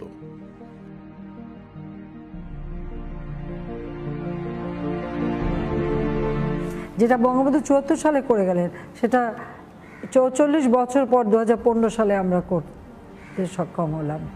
এবং এনক্লেভ পরিবর্তন করা, এই যে ছিটমহল বিনিময়, এটা কিন্তু পৃথিবীর বহু দেশ পারেনি। এটা নিয়ে অনেক মারামারি কাটাকা অনেক কিছু হয়ে গেছে। আপনি লক্ষ্য করেছেন যে অত্যন্ত শান্তিপূর্ণভাবে আমরা কিন্তু এই ছিটমহল বিনিময় করলাম এবং মানুষের এই বিনিময়টা, এটা কিন্তু একটা দৃষ্টান্ত, এটা কেউ পারে না। কারণ জমি জমা নানা রকমের সমস্যা থাকে, আমরা এমনভাবে কতগুলি পদক্ষেপ নিলাম যে এগুলি সুন্দরভাবে আমরা করতে পেরেছি।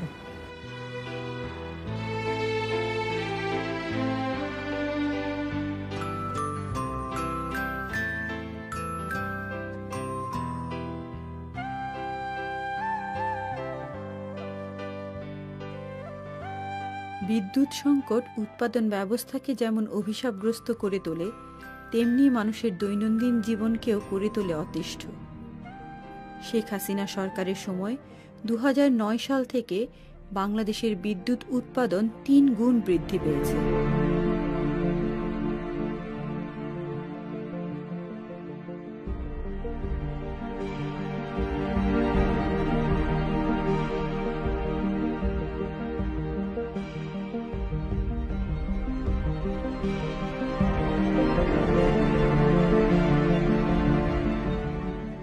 ভারত, ভুটান ও নেপালের কাছ থেকে বিদ্যুৎ এবং বহির্বিশ্ব থেকে জ্বালানি তেল আমদানির ক্ষেত্র প্রস্তুত করে শেখ হাসিনার সরকার অর্থনৈতিক উন্নয়নের চাকা সচল রেখেছেন। বাংলাদেশ এই পুরো দক্ষিণ এশিয়া অঞ্চলে সবগুলো রাষ্ট্রের সঙ্গেই আমরা কিন্তু একটা বন্ধুত্বের সম্পর্ক তৈরি করে এই পুরো অঞ্চলে একটা বন্ধুত্ব, সৌহার্দ্য, সহযোগিতা, তার একটা আবহ তৈরি করতে পেরেছি।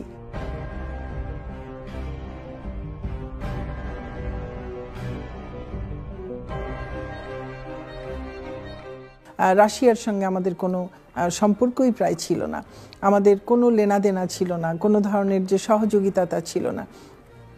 সেখানেও সেই সম্পর্কটিও আবার নতুন করে জোরদার করা হয়েছিল এবং তার মাধ্যমেই এখন দেখছেন যে আমরা পারমাণবিক বিদ্যুৎ উৎপাদন থেকে শুরু করে আমাদের জ্বালানি খাত সহ অন্যান্য অনেক খাতে আমাদের একটা বিরাট সহযোগিতার এখন কাজ চলছে। আমরা যুক্তরাষ্ট্রের সঙ্গে আমাদের বন্ধুত্ব সেটিকে জোরদার করেছি। চীনের সঙ্গে আমাদের বন্ধুত্ব সহযোগিতার সম্পর্ক ব্যাপকভাবে জোরদার হয়েছে। ইউরোপের সঙ্গে দেখুন আমাদের অনেক ঘনিষ্ঠতর হয়েছে।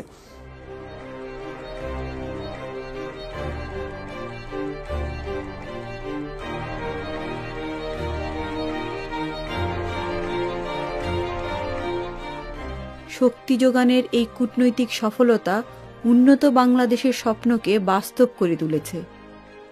দক্ষিণ এশিয়ায় কূটনৈতিক সাফল্যের ক্ষেত্রে শেখ হাসিনার কোনো তুলনা নেই।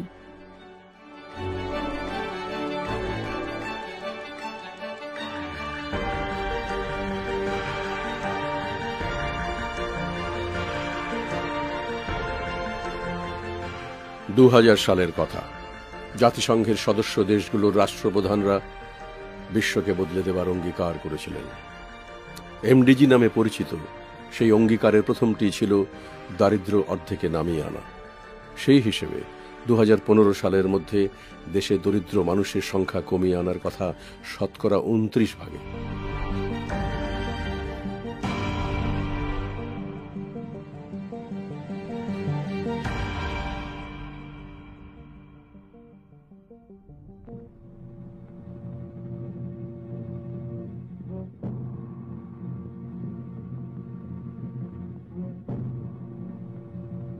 1971 সালের আগে থেকেই খাদ্য ও পুষ্টি এদেশের মানুষের 1 নম্বর সমস্যা ছিল।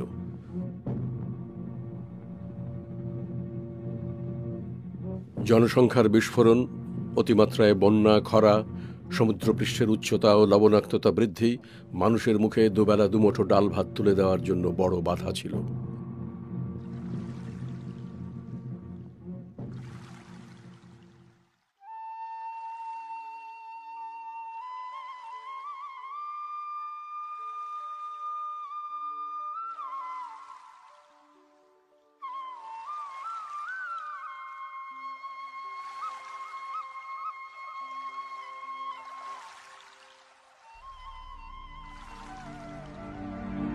খাদ্য নিরাপত্তা নিশ্চিত করতে শেখ হাসিনা সরকার 2010 সাল থেকেই ব্যাপক ও সমন্বিত পরিকল্পনা হাতে নেয়।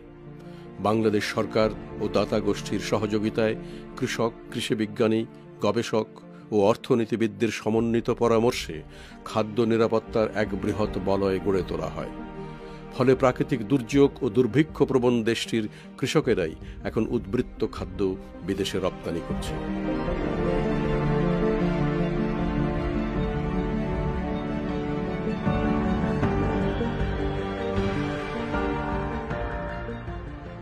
গ্রামের অর্থনীতির এক বিরাট পুনর্জাগরণ ঘটেছে। আগে 7 বছর আগে একজন মানুষ গ্রামে কাজ করে 3 কিলোগ্রাম চাল কিনতে পারতেন, একজন কৃষি শ্রমিক। আজকে 13 কিলোগ্রাম চাল কিনতে পারেন। তো তাহলে তার 4 গুণ উন্নয়ন হয়েছে, 4 গুণ তার আয় রোজগার বেড়েছে। সেই আয় রোজগার দিয়ে দেখবেন যে সেই টাকাগুলো এখন তারা ছেলে মেয়েদের লেখাপড়ার কাজে খরচ করে, শিক্ষা ক্ষেত্রে খরচ করেন। নববর্ষে দেখবেন যে গ্রামের মানুষও নতুন শাড়ি পরছে, নতুন সমস্ত আয়োজন ঈদ পার্বণে।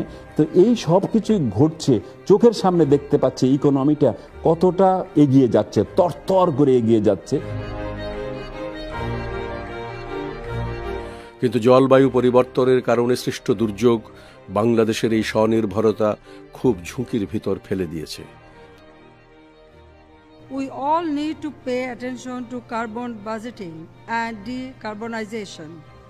We are working on possible INDCs, but new and additional resources will be needed for their implementation. Sheikh Hasina সরকার এজন্য দায়ী উন্নত ভোগবাদী দেশগুলোর কার্বন নির্গমন কমানোর জন্য 48টি উন্নয়নশীল দেশের জোটকে নেতৃত্ব দিয়েছেন। এসবে জোর দেওয়ার পাশাপাশি দেশের ভেতরে গ্রামভিত্তিক অভিযোজন নীতির উপর জোর দিচ্ছেন। স্থানীয় পর্যায়ে জলবায়ু পরিবর্তনের প্রভাব পর্যালোচনা করে পাড়ায় পাড়ায় বিভিন্ন পেশার মানুষসহ সব ধরনের উদ্ভিদ ও প্রাণীর অভিযোজন ক্ষমতা বৃদ্ধির জন্য কাজ শুরু করেছেন।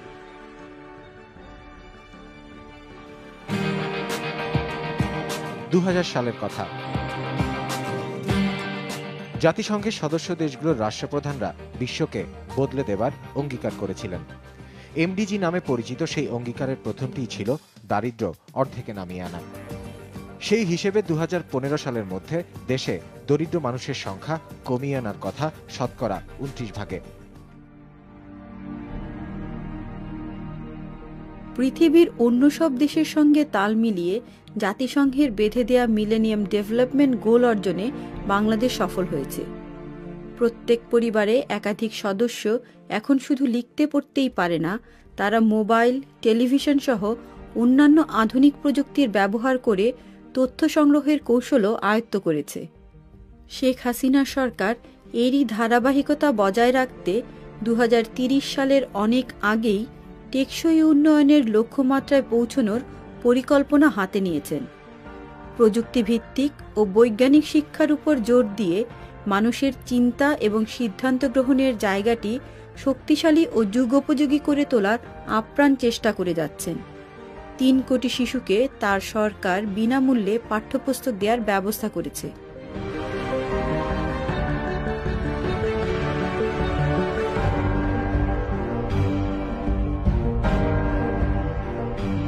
নারীর জন্য উচ্চ পর্যায়ে অবৈতনিক শিক্ষা ব্যবস্থার প্রচলন এবং প্রযুক্তিতে তাদের অংশগ্রহণ নিশ্চিত করে দেশের নারী জাগরণে বৈপ্লবিক পদক্ষেপ নেওয়া হয়েছে।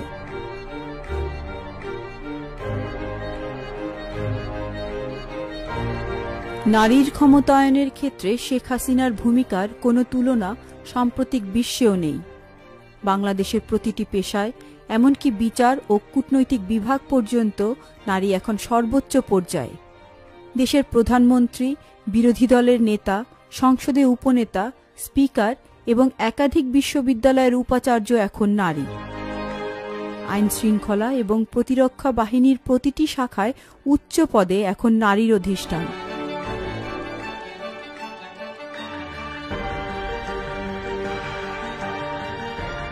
জাতীয় নারী উন্নয়ন নীতিমালায় নারী পুরুষের বৈষম্য দূর করে সর্বক্ষেত্রে নারীর অধিকার নিশ্চিত করা হয়েছে। স্থানীয় সরকার ব্যবস্থায় নারী নেতৃত্বের প্রতিষ্ঠা দেশের রাজনৈতিক প্রেক্ষাপট বদলে দিয়েছে।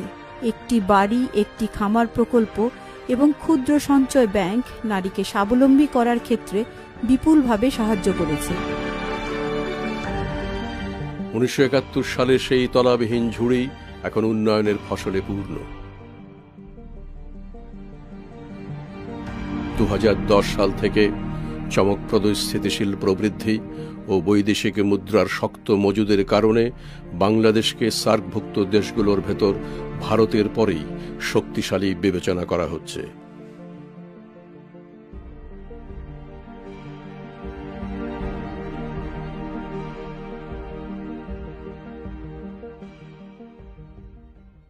One of the things is to be ambitious. মনে হয় যে এটা বাংলাদেশে হবে না, বাট ওখানে শেখ হাসিনা না এটা কেন করতে পারবো না, করতে পারবো।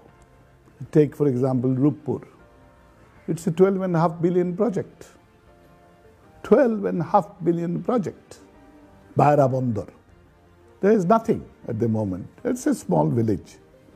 সেখানে একটা বন্দরের চিন্তা করা ভেরি পজিটিভ চিন্তা, কারণ এখানে ডেপথ, যে the draft of the vessels which can come is, any vessel can come, 40 feet draft or something. Similarly, Matarbadi has been chosen for the largest power project. It's an island, and island ছাড়া কোল based এত বড় project করা মুশকিল। এই সিদ্ধান্তটা অতি বড় সিদ্ধান্ত। এই উন্নয়নের ফল মানুষ এখন কেবল দেখতে শুরু করেছে। এসব সামাজিক সেবা খাতের উন্নয়ন বাংলাদেশকে উন্নত দেশের তালিকায় পৌঁছে দেবার সম্ভাবনা সৃষ্টি করেছে।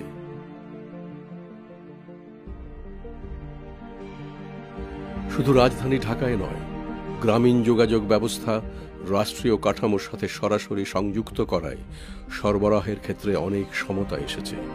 যেমন যমুনা সেতু উত্তরবঙ্গের সাথে বাকি দেশের যোগাযোগ তৈরি করে দেয়ায় মঙ্গা দূর হওয়া সহ অভ্যন্তরীণ ব্যবসার সুযোগ বৃদ্ধি পেয়েছে। অচিরেই পদ্মা সেতুও সমগ্র বাংলাদেশের সাথে দক্ষিণ ও দক্ষিণ পশ্চিম অঞ্চলের যোগাযোগ আরও উন্নত করতে যাচ্ছে।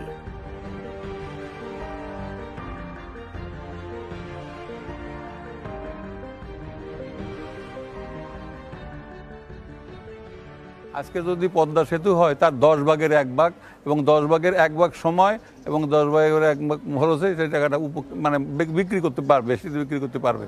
তো এই জায়গায় যদি পদ্মা সেতুর আমার কৃষকের ফসলটা যদি পদ্মা সেতুতে অতি তাড়াতাড়ি পার হয়ে ঢাকার মার্কেটে নিতে পারে, সে যে দামটা পেয়ে বেশি লাভবান হবে, এর সাথে বড় উপকার কৃষকের আর কিছু হতে পারে না।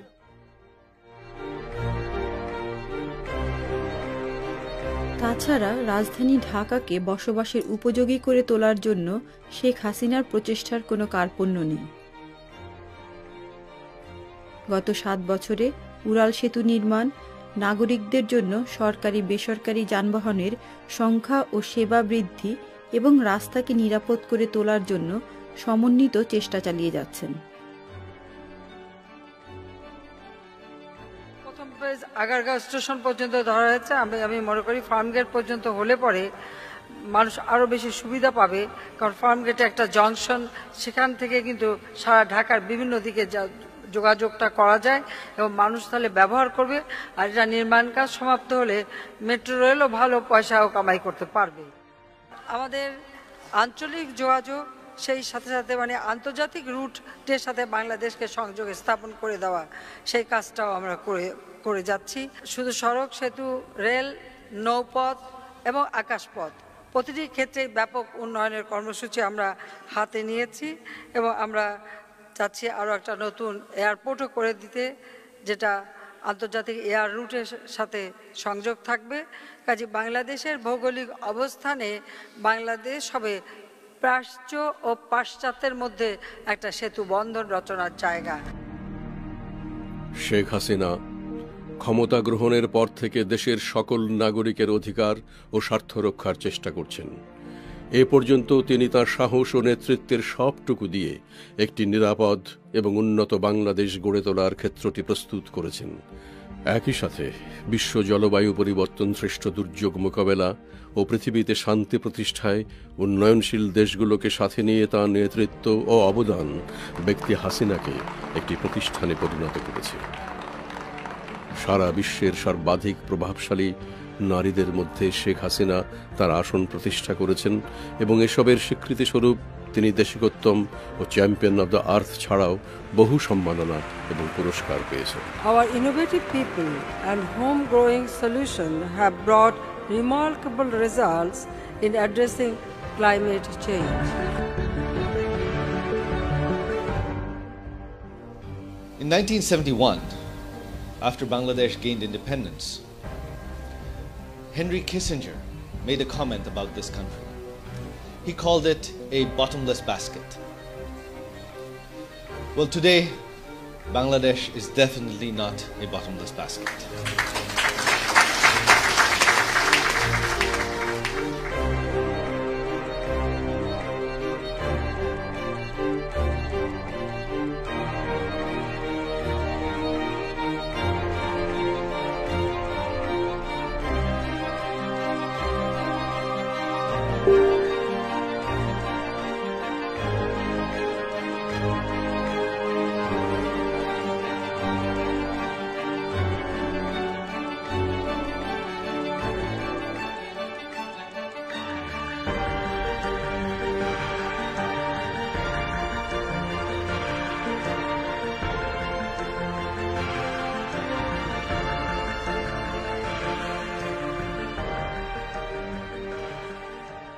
কর্মবীর এই সাহসী নারী শুধুমাত্র দেশের মানুষের জীবন উন্নয়নেই নেতৃত্ব দেননি, ছোট বোন শেখ রেহানাকে সাথে নিয়ে নিজ পরিবারের সদস্যদেরও আধুনিক বিশ্বের সুনাগরিক হিসেবে গড়ে তুলেছেন।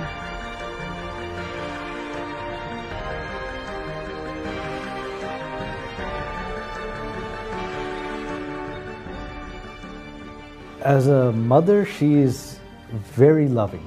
Very, very loving. She has always been a very loving, caring person, and it's not just for us, her children, but she cares equally about everyone. Everyone in the family, cousins, nephews, especially children. She loves children. তোমরা সবাই টিকা নাও, তোমরা সবাই টিকা নাও, কোনো ভয় নাই, কোনো ভয় নাই, আমরা সুস্থ হব, আমরা সুস্থ হব, সুন্দর জীবন পাবো, সুন্দর জীবন পাবো। খেলাধুলা, সংস্কৃতি চর্চা মনে করি এটা একান্তভাবে প্রয়োজন। এই জন্য প্রয়োজন, তাহলে এই ছেলেমেয়েরা বিপথে যাবে না। বাংলাদেশ এমন একটা জায়গায় আছে যে বিশ্বের সব থেকে নামি দামি ক্রিকেট খেলোয়াড় দেশগুলি বাংলাদেশকে এখন হিসাব করে। Edge can take it, creating an impact straight away. Rubel. গানের ভক্ত আমি কেন, আমার আব্বা মা সবাই কিন্তু গানের ভক্ত। সবসময় গান শোনা এটা কিন্তু আমাদের বাড়িতে সবসময় এটা ছিল। পাশাপাশি বই পড়া, মানে আব্বা আমাদেরকে ছোটোবেলা, আমার এখনও মনে আছে 10 টাকা করে দিতেন বই কিনতে। শুরু হলো রূপকথার বই কেনা নিয়ে, তারপরে একটা পর্যায়ে আসলো দস্যু বাহারামের বই। সবাই মিলে তখন কার হাতে 2 আনা 4 আনা জোগাড় করে বাহারাম এটা হলো। তারপরে পরবর্তীতে কি, এরপরে আস্তে আস্তে উপন্যাস। আমি ক্লাস 9-এ যখন পড়ি তখন রবীন্দ্রনাথ, শরৎচন্দ্র বা আপনার নজরুলের বইগুলি, ছোট গল্প থেকে শুরু করে তার কবিতা পড়া এই করা। আর আব্বা তো নিজে সুন্দর আবৃত্তি করতেন, আবৃত্তি করে করে উনি শোনাতেন। আজি পরম উৎসব রাতি ওহে সুন্দর রেখেছি কনক মন্দিরে, রেখেছি কনক। আওয়ামী লীগ সরকারের আগে বাংলাদেশের সংস্কৃতি চর্চার একটা অসম্ভব অন্ধকার সময় আমরা পার করেছি। শেখ হাসিনা ক্ষমতা গ্রহণের পর থেকে এই ধারাটা পাল্টে গেছে এবং আমরা যারা সংস্কৃতি কর্মী বা গান বাজনার চর্চা করি আমাদের মনে হয় যে এটা আমাদের একটা সোনালি সময়।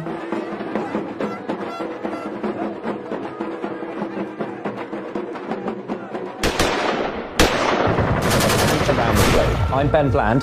Our top stories. Gunshots and explosions are heard as security forces move to end the Bangladesh hostage standoff. There are fears of many casualties in the restaurant attack. The so-called Islamic State group has claimed responsibility. হামলাকারীদের সঙ্গে শুরু হয় পুলিশের গোলাগুলি। এতে এক হামলাকারী নিহত হয়। গোলাগুলির মধ্যে পড়ে প্রাণ হারান স্থানীয় এক মহিলা। চিকিৎসাধীন অবস্থায় আধা ঘন্টা আগে বোমা বিস্ফোরণ করে দুর্বৃত্তরা। গোলাগুলি তো সারা রাত করে। গোলাগুলি গেল গুলির শব্দ আর আল্লাহু আকবার বন্ধুরা স্লোগান দেয়। পরে ওই ব্যক্তিকে আটক করে চারপাশ ঘিরে ফেলে পুলিশ।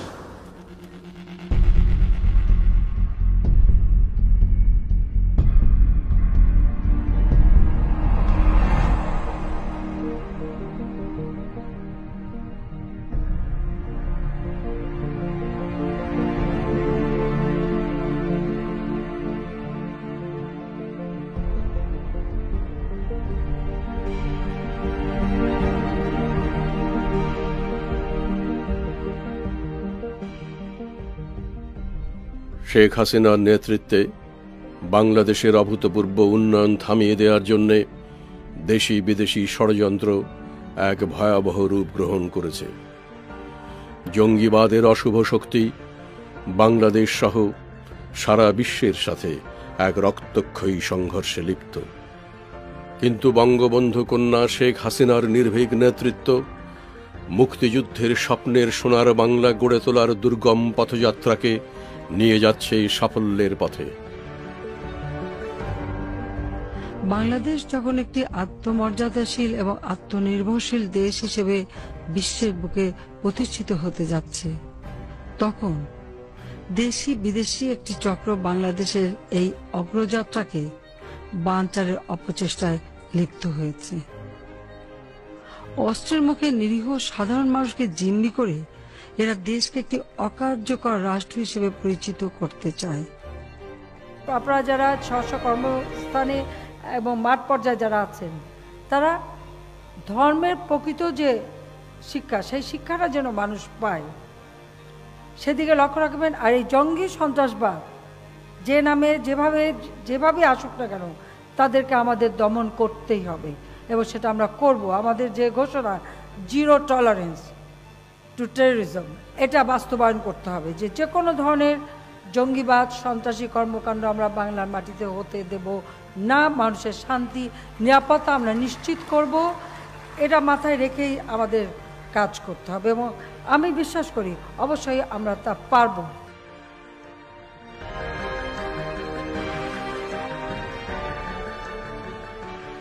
উদয়ের পথে শুনি কার বাণী, ভয় নাই ওরে ভয় নাই, নিঃশ্বাসে প্রাণ যে করিবে দান, ক্ষয় নাই তার ক্ষয় নাই। হবে হবে জয়, খুলে যাবে এই দ্বার, খুলে যাবে এই দ্বার, নাই নাই ভয়। জানি জানি তোর বন্ধন ডোর ছিঁড়ে যাবে বারে বার, ছিঁড়ে যাবে বারে বার, নাই নাই ভয়, নাই নাই ভয়। হবে হবে জয়, খুলে যাবে এই দ্বার, খুলে যাবে এই দ্বার, নাই নাই ভয়। ক্ষণে ক্ষণে তুই হারায় আপনা শক্তি নিশীথ করিস যাপনা, ক্ষণে ক্ষণে তুই হারায় আপনা শক্তি নিশীথ করিস যাপনা, বারে বারে করে ফিরে পেতে হবে বিশ্বের অধিকার। নাই নাই ভয়